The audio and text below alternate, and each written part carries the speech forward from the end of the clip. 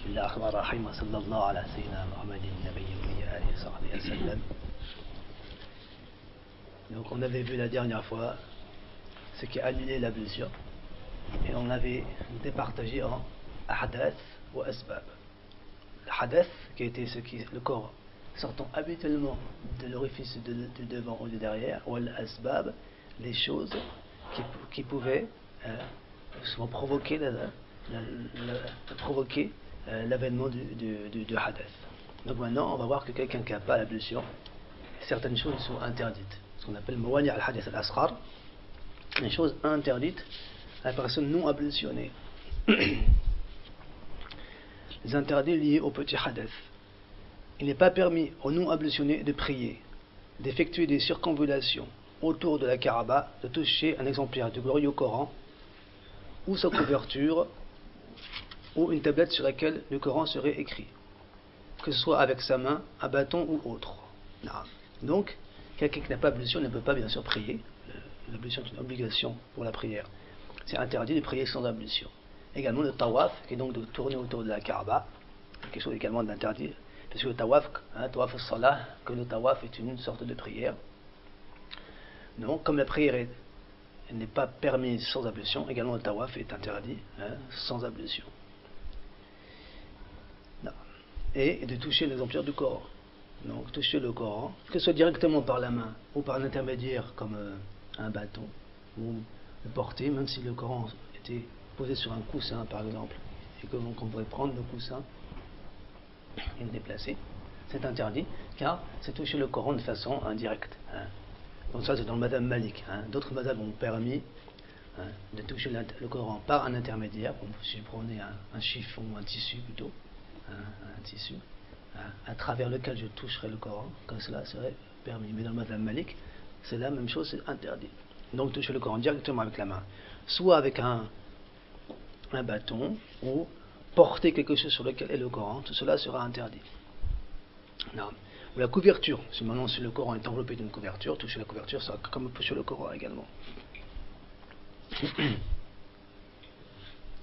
Également une tablette, c'est-à-dire qu'un élève qui apprend le Coran, qui écrit une partie du Coran sur une tablette pour le réciter, toucher cette tablette sera comme toucher le Coran, ce sera également interdit.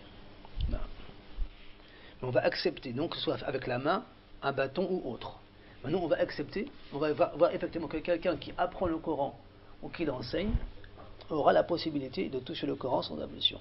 Pour faciliter, pour éviter les problèmes qu'il y aurait à quelqu'un qui apprend le Coran, avoir à s'ablutionner à chaque fois qu'il devrait toucher le Coran. Donc ça oblige à quelqu'un, à chaque fois que son ablution est annulée, qu'il aille faire l'ablution, qu'il revienne, et ça serait donc rendre difficile l'apprentissage du Coran. Et à cause de cela, on va permettre que l'enseignant ou la personne qui apprend puisse toucher le Coran sans ablution.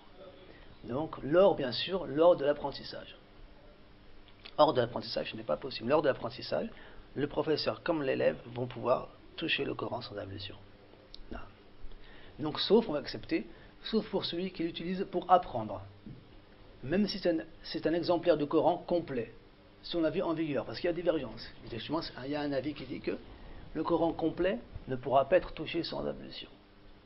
Donc c'est pour ça que dans certains pays comme africains par exemple, on va voir que le Coran, un Coran qui est complet, ils vont le déchirer en plusieurs petites parties pour ensuite que l'élève puisse toucher justement une de ces parties, la partie dans laquelle il apprend, qu'il puisse prendre cette partie-là sans ablution et apprendre. Parce qu'effectivement il y a divergence. Mais le mu'tamad, donc l'avis en vigueur, c'est que le Coran, une partie du Coran aura le même statut que le Coran complet. Donc il n'y a pas de différence entre une partie du Coran et le Coran complet. Et que c'est possible de toucher le Coran complet comme une partie du Coran, comme le Coran complet, sans ablution pour celui qui veut apprendre ou celui qui enseigne. Donc pas de différence. Al-Mu'tamad, donc il y a divergence, mais l'avis en vigueur, le Mu'tamad, c'est qu'il n'y a pas de différence en cela par rapport à une partie du Coran, le Coran complet. Et donc le professeur comme l'élève pourra toucher le Coran complet sans ablution. Et avant le professeur pour corriger. Le professeur qui aura besoin de toucher la tablette de l'élève ou aura besoin de prendre le Coran complet pour réviser quelque chose et se rappeler et corriger ensuite la tablette de l'élève par exemple, tout cela sera possible. Non. pour le professeur et pour l'élève. Non. Ensuite, bien sûr, l'enfant est comme l'adulte pour ce qui est de toucher le Coran. Et le péché revient à celui qui lui donne. C'est-à-dire qu'un enfant, également, comme l'adulte, n'a pas le droit de toucher le Coran sans ablution. Et c'est souvent un peu une erreur qu'on va voir. On va voir un adulte qui va demander à un enfant d'aller chercher le Coran que l'enfant lui amène. L'enfant, dans ce cas-là, doit faire l'ablution pour aller chercher le Coran. Et, bien sûr, donc l'enfant n'a pas de péché parce qu'il n'est pas un mukallaf, il n'est pas chargé d'obligations religieuses. Mais celui qui aura le péché, c'est l'adulte qui lui aura envoyé pour chercher le Coran. Donc le péché reviendra à cet adulte-là qui lui a demandé. L'enfant, comme l'adulte, doit s'ablutionner pour toucher le Coran. Non. Bien sûr, sauf bien sûr l'élève, comme on a dit, bien sûr. Non. Maintenant, il y a une question aussi. Celui qui prie sans ablution, par paresse, sans toutefois contester son obligation, est désobéissant, mais non mécréant, selon l'avis prépondérant, al-mashhour, et commet un grand péché, car il délaisse par cela la prière, qu'Allah nous en protège. Il faut savoir qu'il y a une divergence chez les savants. Est-ce que le fait de ne pas prier rend la personne mécréante ou non?